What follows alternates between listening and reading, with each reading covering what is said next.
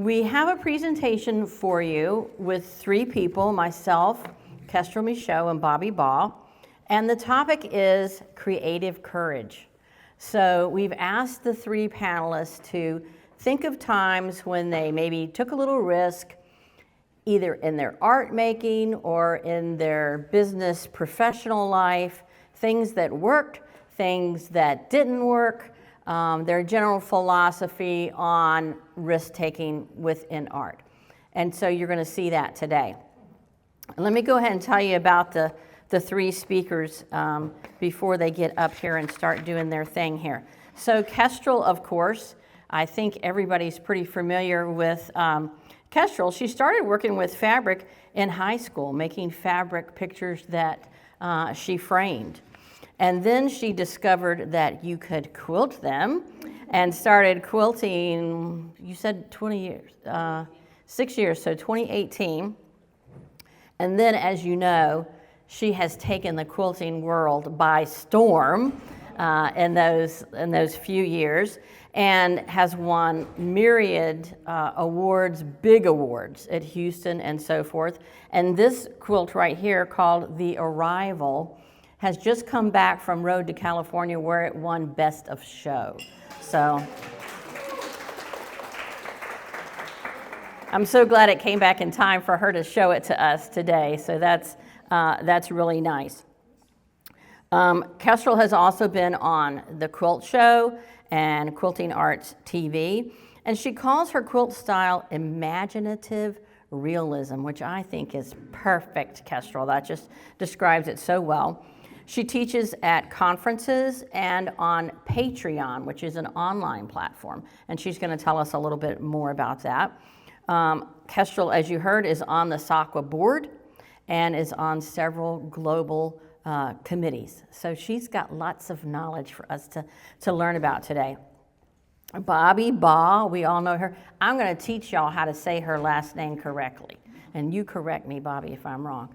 You know how Bobbi's so cute, and when you see her, you kind of want to go, "Aw, she's just so cute.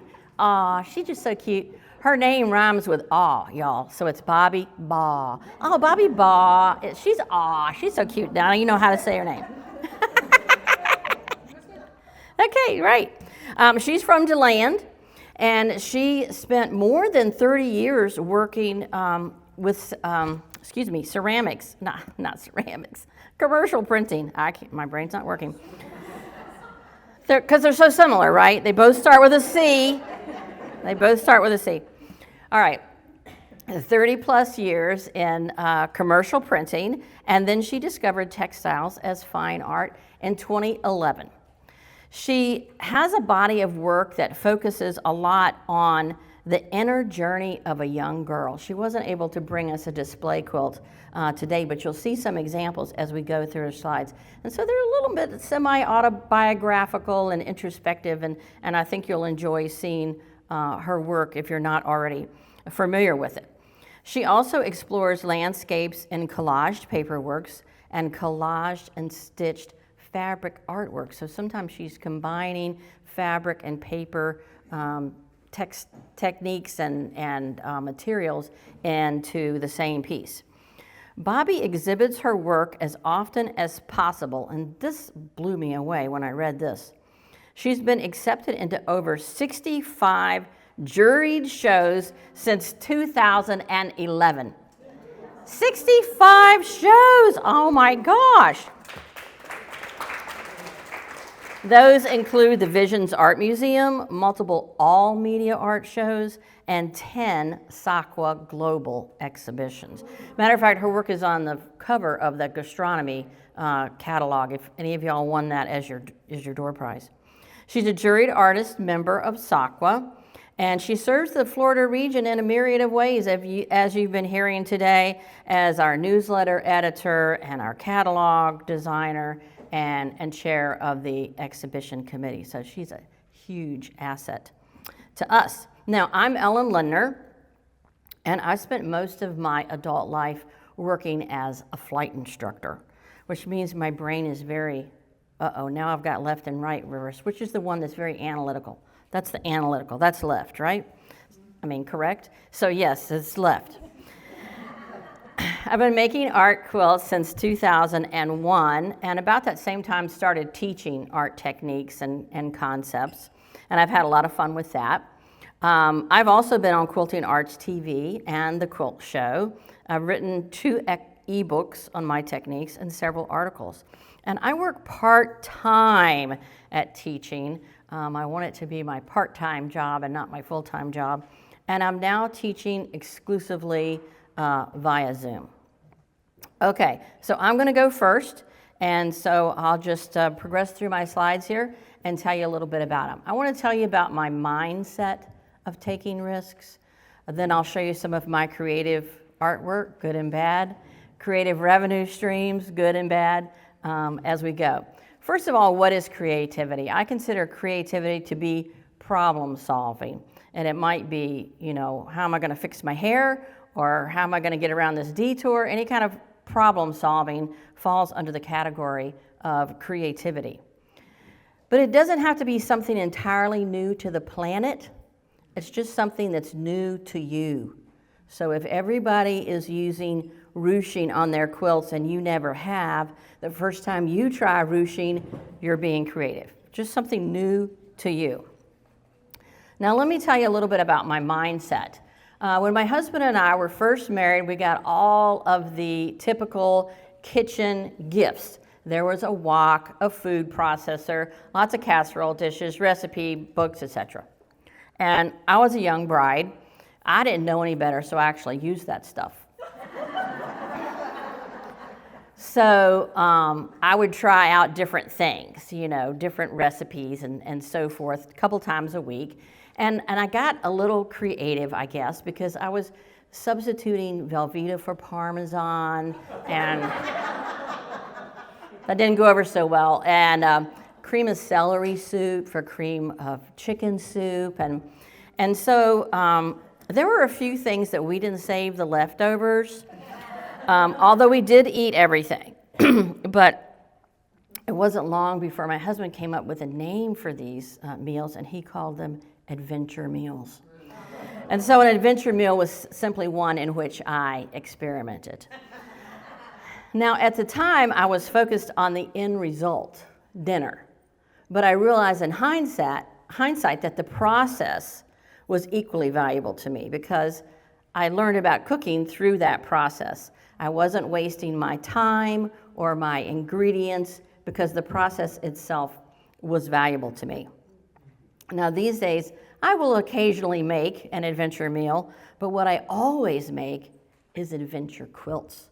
And so an adventure quilt is simply one in which I try something new. I experiment. Maybe it's a new color recipe, maybe it's a new gadget, maybe it's a new concept. And on those moments when the quilt doesn't come out quite to my liking, I remind myself that the process was valuable. I didn't waste my time, I didn't waste my fabric, because I've learned something from the process. So that makes me a little fearless, as you're going to see. Now this quilt, the creative problem that I needed to answer was, how do I preserve that interior raggedy edge? I intended to square this off, but I kind of fell in love with that interior raggedy edge. And so I decided, well, it's raw edge collage anyway. How about if I tear some strips of fabric, I'm going to tuck them up underneath that edge, and I'll preserve the edge that way. I don't have to make the quilt be that shape. So that worked really well. So that was a creative opportunity where I had success. It doesn't always work out that way.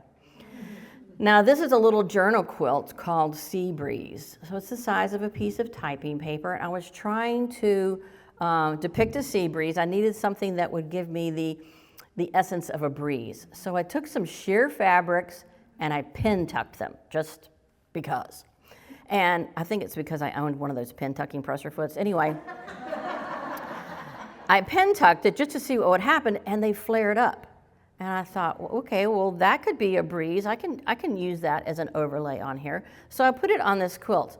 And I have to say, it's not that effective. I don't think it was a big success. But that's okay.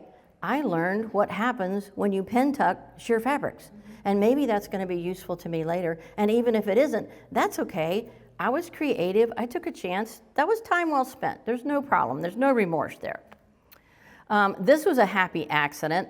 This is a detail shot on the right, which will probably serve you a little bit better. I was painting some thin watercolor paint onto a white on white fabric. And the design part of that white is really plasticky. It didn't pick up the design. So I got color and white on my design. So I said, So I made a series of quilts where I kind of took advantage of that. And this, by the way, is a glued collage, raw edge collage onto a canvas. I was getting ready to make a quilt with a single croton leaf on it, and I had some scraps that I thought maybe would do the job. So I pulled out the scraps and just kind of laid them on the left in the loose arrangement that I thought I might use. And daggone, if those wonky shapes didn't look kind of interesting. I thought they had a lot of energy just with the oddball shapes that they had. So, yes, I could use them. What if I let them be oddball shapes? So they turned into this quilt on the right, which is an idea I would not have had if I hadn't just happened to pull out these scraps and look at them. So I consider that a success. This one I think is not so successful. I decided to see if I could piece abstractly. And those are like, sort of like oxymorons, because, you know, when you're piecing, you're trying to be so exact and make it look like this flower, but then, oh no, every now and then you need to interrupt yourself and make things be cattywampus. And so I spent a lot of time precise piecing, but I still didn't end up with as much abstraction as I wanted. So I decided, okay, that's not going to work very well for me. If I want abstraction, I'm going to have to use a different technique, not a piecing technique. So that's what I came up with. Now, this is maybe the poster child for extreme makeover. And it's why my friends don't let me near their quilts with a rotary cutter. So this is the before. It was a quilt of some rooftops. I had changed the colors, and it's ready to be quilted. But I just wasn't excited about it. I said, okay, I can't figure out what it needs. I'm just going to start quilting it. But if I think of what it needs, I'm going to do it. So as I was quilting it, it occurred to me. I decided it was just a little too perfect, that the vertical lines were truly vertical and the horizontal lines were truly parallel. And wouldn't it be more interesting if things were maybe a little tilted or a little curved or a little skewed?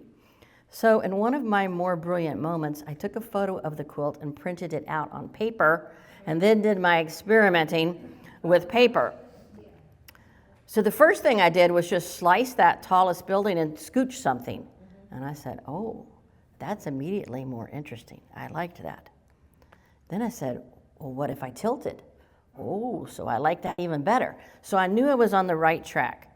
Eventually I did this, but now we're looking at the actual quilt quilted and cut into 5 pieces. But it's not as scary as it looks, because by now I knew exactly what I was going to do with it. And this is the finished result. So it was cut up and rearranged into a quilt I call Urban Sprawl. And I'm very happy with it. I think it's a big success, although I will tell you it's not the most efficient way to make quilts. So I've also done a series of quilts where I've used the perimeter of the shape of the quilt as part of the story. I had to invent a technique to do that, but I think of those as being successful. Now let me talk about the business side of things and possible revenue streams. I'm working part-time. I'm just trying to make enough money for some family vacations. I'm not doing this full-time. So things that I thought I could earn money at, possibly, would be teaching, selling, that could be the art, or it could be non-art, like books, note cards, etc., and writing. Maybe I could get paid to write for some magazines or whatever. And I tried them all, and I have had some success in all of those. I just did the shotgun blast. Let me try everything and see what sticks. For teaching, it's very easy to market these days, of course, because you can do everything online. And live teaching, even though we're in the era of Zoom, live teaching is still mostly what the gills want. It's lots of work, it's very rewarding, but of course it has that travel aspect to it. Online teaching, which is what I'm doing mostly now, has a big, big learning curve. And if it looks easy to you and you think you want to try it, be fair warned. If you're using video, that takes a lot of time. And of course, you got to figure out, you got to master Zoom.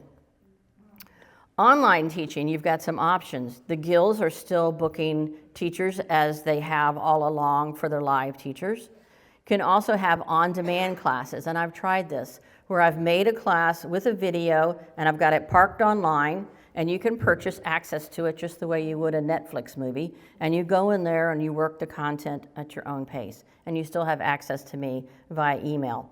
Some teachers do well with these. Mine have not been well received. So maybe I need to market more, or I need different classes, or I need to put my effort into something else. I don't know.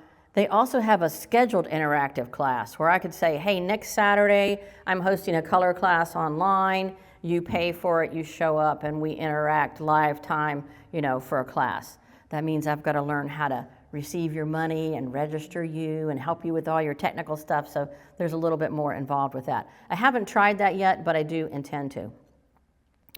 The thing I want you to know about marketing is that it all goes together. So if you have a quilt in a show and somebody sees it, that's good. But not only that, you get to talk about it on your social media.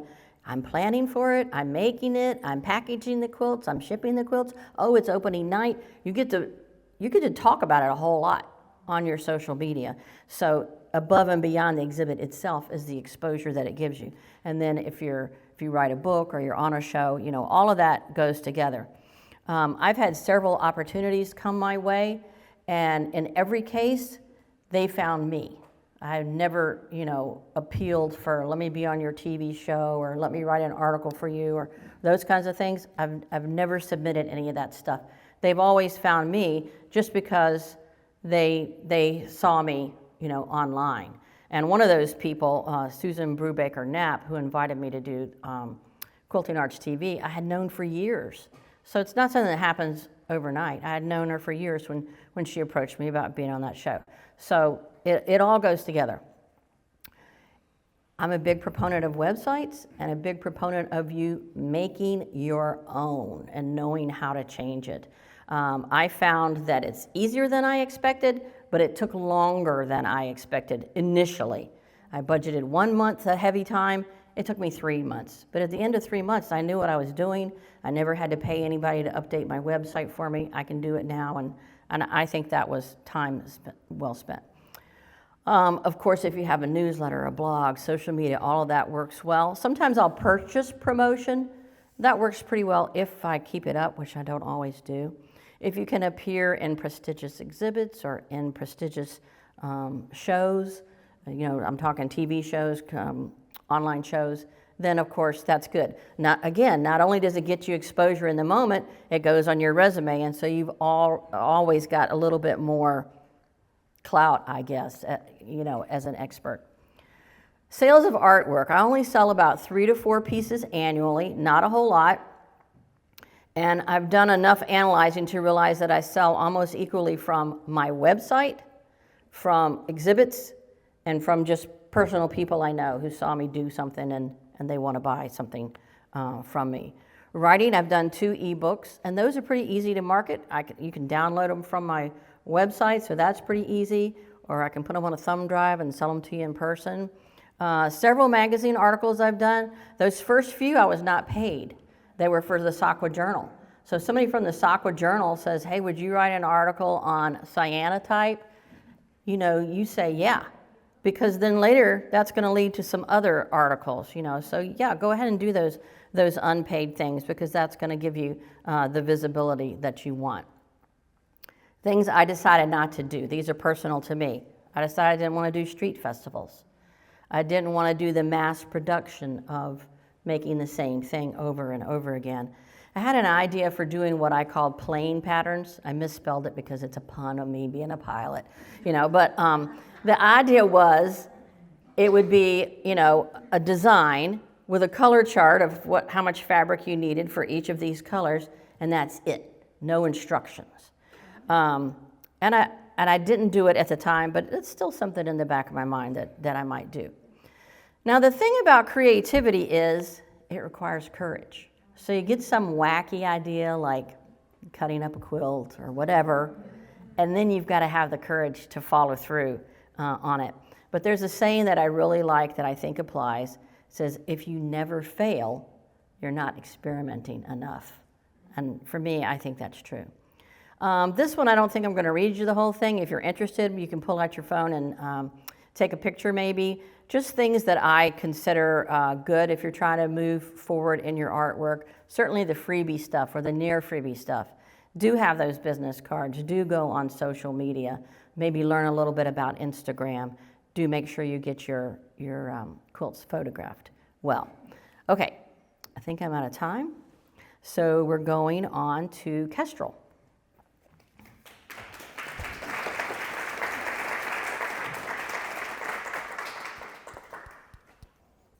Okay. All right. So if an endeavor has a chance of failure, it takes courage to even try in the first place. And the act of trying is the risk, right? There's no guarantee of success. So it can require a significant amount of mental fortitude to take that proverbial leap and give whatever you're considering a try. In my artistic journey, I consider two specific instances to be significant risks that I took in my career. And in both cases, the way that I built up that mental fortitude enough to give a try was by ensuring that I had a safety net. The first time was back in 2018. I was 8 years out of college, and up to that point, all of the fabric artwork that I had made was intended to appeal to an audience likely to purchase it. So I was focusing primarily on scenes from the natural world, and I had signed a contract with a licensing agency to market my work and to sell contracts of my work for reproduction. I was exhibiting in galleries across Pennsylvania. So I was very much in a commercial mindset when making my fabric artwork. And it was at that time, at the end of 2017, going into 2018, when I had learned about art quilting and SAQA. And I was excited to try this new dimension to my art form. But I had an important decision to make. What should my subject matter be? Because all of this artwork was intended to sell, but it wasn't really my passion. The kind of artwork I wanted to make was fantasy. But I had no expectations of fantasy artwork being a sellable market. I just had no any sort of forethought that fantasy artwork would be a sellable thing. And so the decision really came down to, do I want to focus on income or do I want to follow my heart? And what tipped the scales was having a safety net. So at the time I was working as a freelance graphic designer, and that gave me some freedom to make the decision. The future, my future quilting, I was looking ahead, and I said, well, I've already got a steady paycheck as a graphic designer, so any quilting that I do at this point does not have to earn any money. It doesn't have to be an income. It could just be a hobby. And it was really that thought process that tipped the scales for me to decide, okay, I'm going to go ahead and make fantasy artwork and specifically steampunk artwork. But without having that safety net of working as a graphic designer, I would not have taken the risk because I would have needed an income.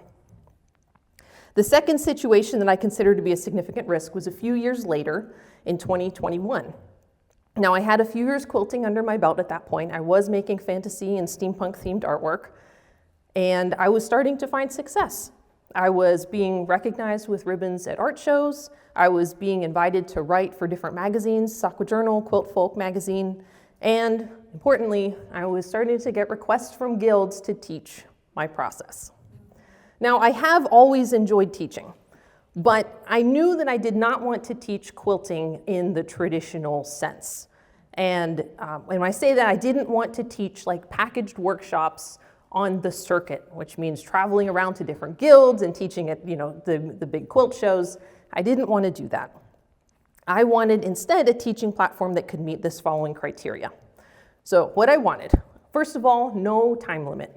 I couldn't back then, and I still can't, package my creative process into a bite-sized workshop. So I needed a way to teach my process in a way that was not restricted by time. Next, passive income. I wanted to create content that I could just put out there and let it continue earning money without me having to re-interact with it. It needed to just be out there doing its own thing once I created it. And lastly, I needed a way to provide continual new content. I needed a platform that would not restrict me on how much content I could be uploading. These three criteria led me to Patreon. And Patreon is a platform designed for creators. It would let me upload new content on a regular basis. There was no time limit on how long those videos could be.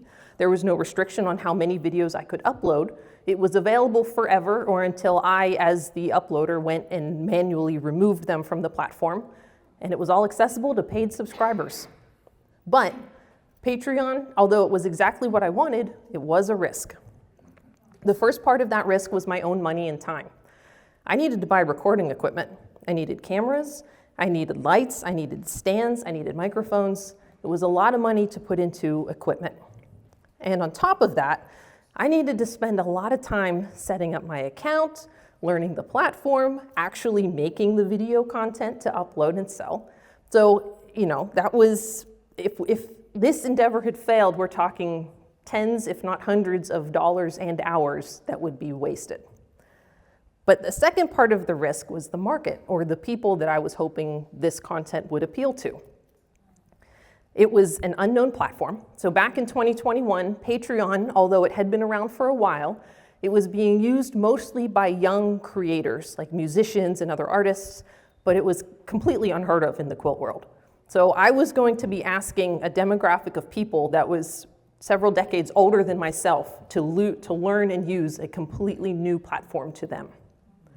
Second, no packaged class content. I was not planning to make content that was packaged in a single class or workshop style format, which is what the entire quilting world was used to at that point. And lastly, or not lastly, but next, it required a subscription. And even back then, asking someone to pay and to sign up to pay $5 or even $10 a month, that was a big commitment. Subscriptions were starting to really get a bad reputation, and so that part was a risk as well. And then last but not least, I had no content. When I launched Patreon, I had nothing. There was nothing on my account, and so I would be asking people to take a risk on me. But I did have a couple things going for me. First, we were in the midst of a pandemic, and the world over had to quickly pivot to learning online and learning Zoom. And so I thought, well, introducing another online platform, albeit a different one, in that environment wouldn't, I probably couldn't have picked a better time to do it, honestly.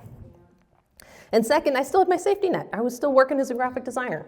So even though if this endeavor had failed, I would have been okay because, I would have been out however many hours it took me to get set up. I would have been out all the cost of all the recording equipment that I had purchased, but I still had my paycheck. I would still, be okay. And that's what made me decide to, take the chance and take the risk. So on April 24th, 2021, I launched my Patreon.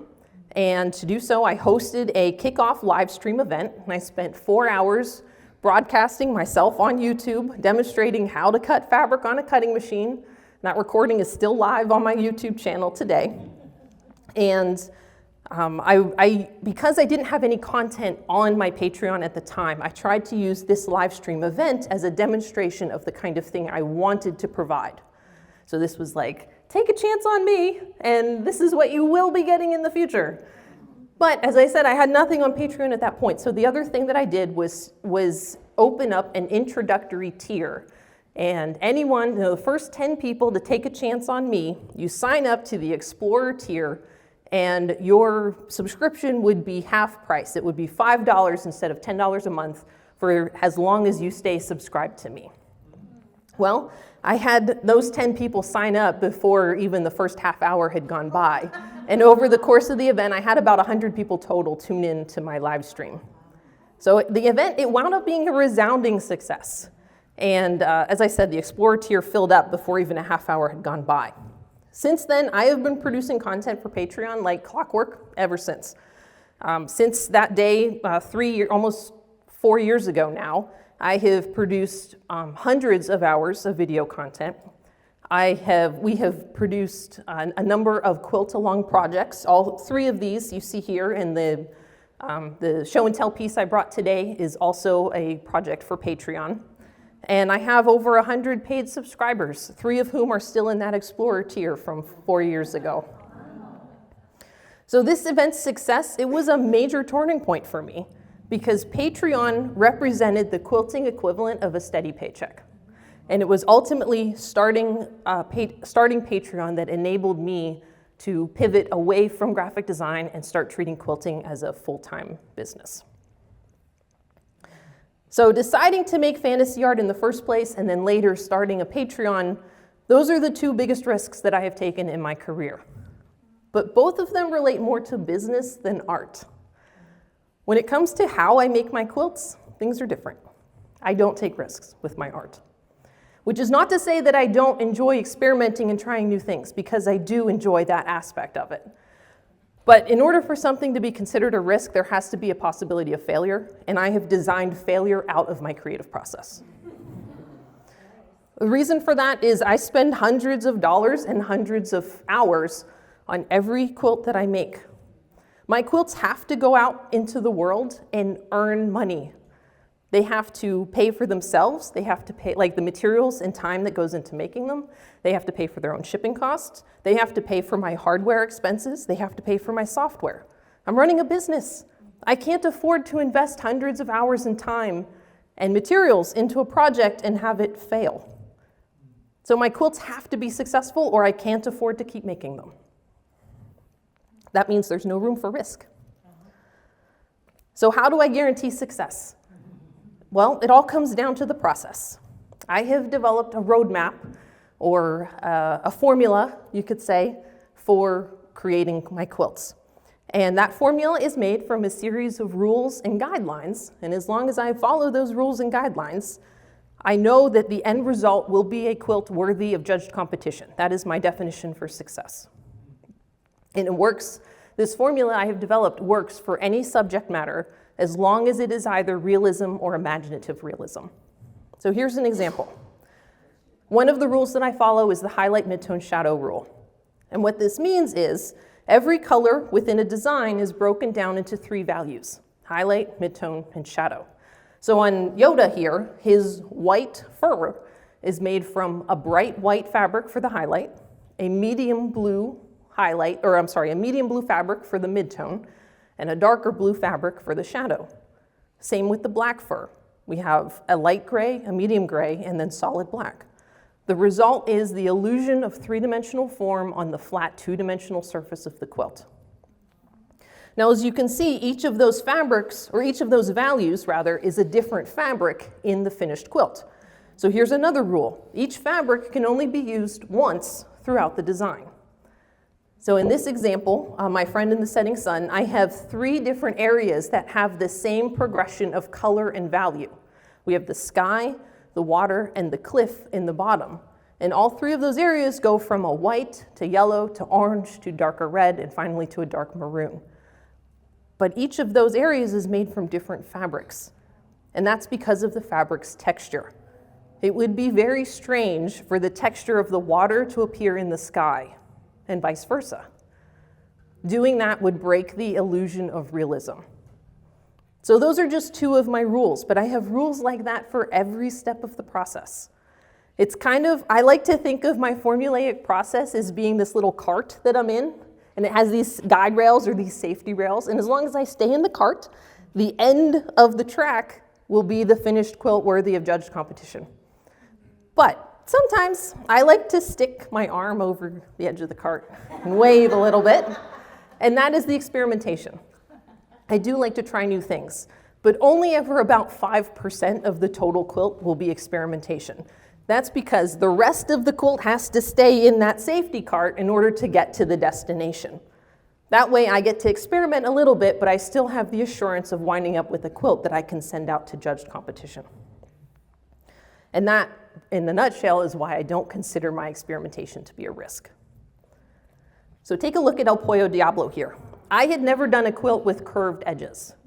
And so when I was designing this quilt, I paid careful attention to how tight those curves were along the edge. And I used a continuous bias tape so that it would, wrap around those curves without buckling or rippling.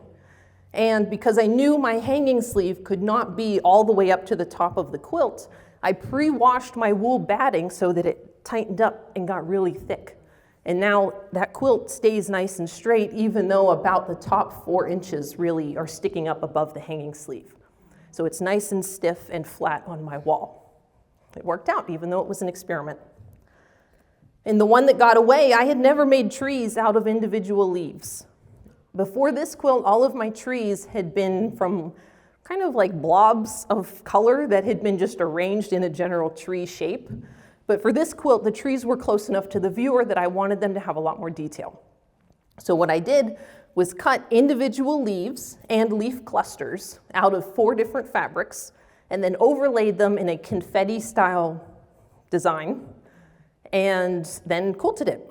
And this was probably the most successful experiment I've ever done. I have since gone on to use this technique in other quilts, including the Arrival, to do almost all of the vegetation. The last example I'll talk about is one where I was not completely happy with the results of the experiment, even though the quilt itself was a success. So this is Morning Commute, and the experimental portion is where the bridge disappears into the mist. After I finished the quilt, and looking back in hindsight, I think I could have done a better job with that transition. It was a little too abrupt for what I had in my mind's eye going into this project. And I think what would have been better is if I had spread that transition out over a larger portion of the bridge instead of just condensing it kind of right at the end there. But the quilt was juried into Quilt National 21, and then it sold while hanging, so there's no question that it was still a success, even though I wasn't 100% happy with it as the artist who made it. So looking back over my artistic career, I have never been willing to take a leap on something or take a risk on something without having a safety net. And not knowing, I think that unwillingness to jump without knowing where I would land is ultimately what ensured my success, because it forced me, or just that, that unwillingness is what made me put a lot more time and effort into planning and preparation. And those things are ultimately going to help you be successful. And similarly with my art, my unwillingness to risk the final product is what incentivized me to develop this process that removes risk from the equation. So I think for all of you, what my advice would be is to, first of all, figure out what your definition of success is, because it's probably going to be a lot different from mine. But once you know what your definition of success looks like, then you can develop your own safety rails and your own safety net to get you there.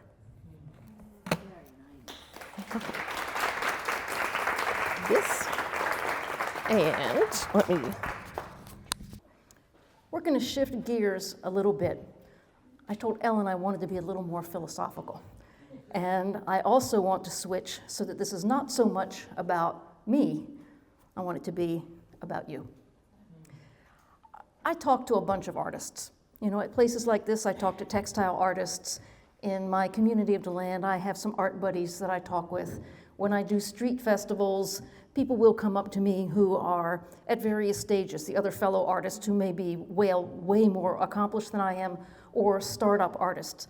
And I have concluded from this that there are 2 things that artists have inside of them. One of them is just this great desire. You get that? I want to make something that accomplishes something, that speaks to my heart, that accomplishes a goal. I have a desire to do something. And then they also have some kind of ideal. There's like a shining star. I get, if I did it, if the desire reached its fruition, I would know it because I would feel it. I want art that does this. I want to be Monet's water lilies, where people in the museums, they put benches where Monet's water lilies are because people just look at them gasping. They can't stop. And artists look at that and say, I want to do that. or they want to be Mark Rothko, whose works are so emotionally compelling that they have to train the security guards because people leave weeping. They're just astounded at what these non-representational works do to them. And artists think, oh, gosh, I want to do that. But you know, Monet and Rothko were rare geniuses. We're not rare geniuses, we're just us. Do we kick ourselves in the head because we are neither Monet nor Rothko? In the music world, there's only been one Mozart. No one has been as prodigious. No one started as young, made as much stuff, had an incredible body of work, just a unique genius. And yet, look at all the beautiful music that is made all the time. There's all kinds of wonderful art being produced by people that's worthy and will fulfill your inner desires, even if we are neither Monet nor Rothko. So what do? How do we get to the fulfillment of our desire and our ideal? This is what I call the shining globe of possibility. I just want you to keep your eye on the shining globe of possibility. It will be all of the wonderful music that has ever been created, despite the fact that most musicians are not Mozart, and all of the wonderful art that can be made, despite the fact that we are neither Monet nor Rothko. Now the problem is, next to the shining orb of possibility, you will find the blue box of reality. And you know what's in there. You know what's in the blue box of reality. I've got a life full of crap. My studio isn't big enough, my husband doesn't support me, my mother didn't like me, I don't have the right sewing machine, I don't have enough time, I don't feel good, I'm tired, nah. All right? So it's hard to get to the yellow globe of idealism because I'm living in the box of crap. And when I'm living in the box of crap, now I have, font issues, despair. I have despair. But like my fonts aren't going to work right. And despair is like, I'm terrible, my life is terrible, mom didn't like me, I'm not a worthy human being, why am I making art to begin with, blah, blah, blah, blah, blah, I just can't get out.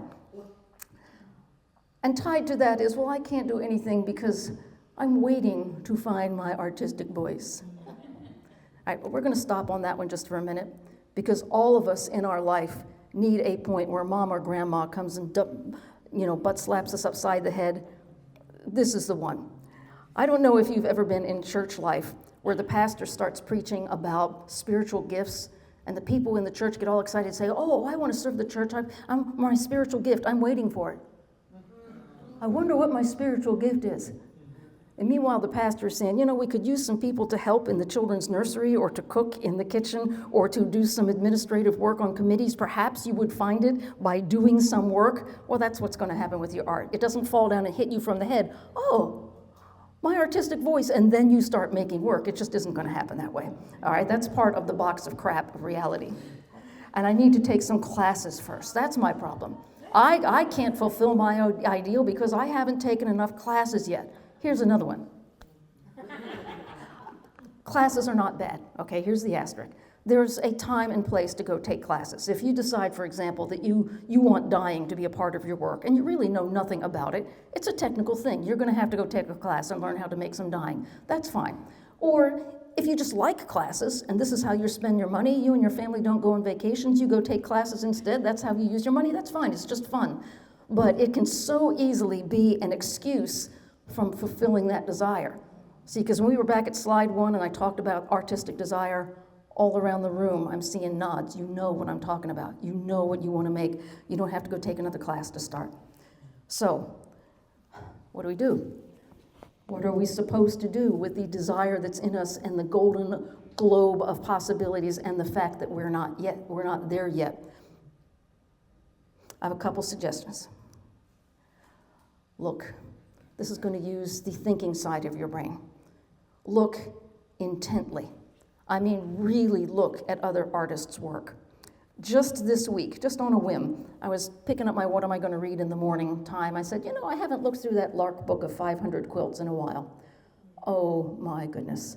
I just saw so much because it had been a while since I had looked through it. And when you look, don't just scan. The first time I read the Lark book of 500 quilts, I did it with my sketchbook, and I traced the composition of all the quilts I saw. I thought, oh my goodness, I'm seeing a lot here. Look and look and look and look, and not just at textile art. Look at art of all kinds and see what speaks to you with your brain, analytically. Look at what you're seeing and think, could I do that? Is there something in there I see? You need to train your eye to know what is it they've got that I feel like I don't have, and that's an analytical thing. And then you need to listen. And now you're listening to the golden orb of possibilities, because you shouldn't stop listening to that hum inside of you. I was reading the poet Maggie Smith this week, who said she has a hum inside of her, kind of like the refrigerator running all the time. And now she knows that it's her soul, and she's learned to listen to it. So that's what will get you there. And so what you're trying to do is to get yourself to a maybe. Get yourself to a maybe. Maybe it's possible I could get out of the blue box of crap. Maybe I could accomplish my ideal. And at that point, that's where art making and courage and creativity are going to get together. In art making, courage and creativity are exactly the same thing. Give yourself a little kick of courage and get in the studio and start making stuff, and lo and behold, you will be creative. Think of something that's a little bit like you haven't done before, go tackle it, and look at that, you've been courageous. Courage and creativity are the same thing, and they are both given birth and nurtured by making the work. So if you want to get out of the blue box and you want to accomplish your ideal, make some work. And the words that Ellen told us, if you're not throwing away a good portion of stuff because it was awful, you're not making enough stuff. That is how you get better. That's how you accomplish your ideal. Make the work. I decided shortly after 2011, when I first became aware that there was such a thing as textiles, that the thing that I wanted to concentrate my time on was about the journey of a young girl. And it's not because I'm so self-centered that I think I have the most interesting story in the world. You know, I'm just a normal person who grew up. I was a kid in the 1950s, and here I am. And then we had our own weird dysfunctions, but that's my story. But I began to think that women in particular, and girls who grew up during the time that I grew up, faced a lot of specific things, and there are other big stories too, which may even be more important, but this is my story. So this is the one that I'm going to tell. And so I just started working and working and working, figuring out as I went along. I didn't have any sewing background except for a few skirts when I was in high school. So I just kept reworking the process. This is looking through to the memory. What can I do with that little girl? Where can I place her? How can we see her? I want to look at her again. The same little girl floating adrift in a boat in a great big sea. Why isn't anyone rescuing her? Where is she going? How long has she been out there? I want to think about that girl in the boat. Between make-believe and memory, the row houses that triggered memory, these are like the row houses where I grew up. This is a photo transfer. And that little girl is somewhere in between those row houses and her make-believe. Which draws her more? Is she drawn to the make-believe or is she drawn to the reality? Another variation on the scene. This is growing unseen. She's there, but she's kind of off to the side. She's not the main attraction of the quilt, and yet it's about her. I wanted someone to look at it and feel what it felt like to be that little girl. This was the most personal quilt I had ever made. It's called Caving Away Beneath Us Again. And the big area in the middle is the picture of a sinkhole in Florida. It was a picture of the sand that was falling down, and there was a photo of the house on top of it. And a thing that my family went through when I was a young teenager, where my parents had disastrous financial problems and had to sneak out of town in the middle of the night. It was like everything caving away beneath us again. Because then I found out my parents had been through this over and over again before I was born. So I thought, who in the world is going to care about this except me? Well, obviously somebody did. It was a quilt. It was juried into a very nice quilt show, and I also sold the piece afterwards. So someone looked at this piece that was so personal to me, but it was universal enough that they could see their own life in it. Overlooked. Those windows were out discarded in my sister's yard, and I just thought they were so beautiful. And I thought, but no one even sees they're there. Nobody notices those beautiful windows. Wouldn't it be like that if you were all dressed up in your party dress and you wanted someone to see you, but you also felt overlooked? And so I've just kept turning this idea over and over again. Right now in my studio, the work that I'm working on for Trio is a variation of this same series. I've got the houses again. I have some row houses connected to each other. There are 3 of them. So there are going to be 3 doors that one could enter into, but I'm going to keep telling my own story. So to get to that point was how it has felt to me to have creative courage. You're going to do something completely different. I don't know what you have in your head. I don't know what your ideal is, what you want people to feel, but you have something in there. You have it, or you wouldn't be making art quilts. If you didn't have it, you would still be making table runners and pillows, and that's all you do. Not that those are bad things by any means, but those are not art. Art is your way of expressing what's inside you. You have something, and you need to be working on it. I cannot do it for you, but you can do it. So hold on to that vision and aim high.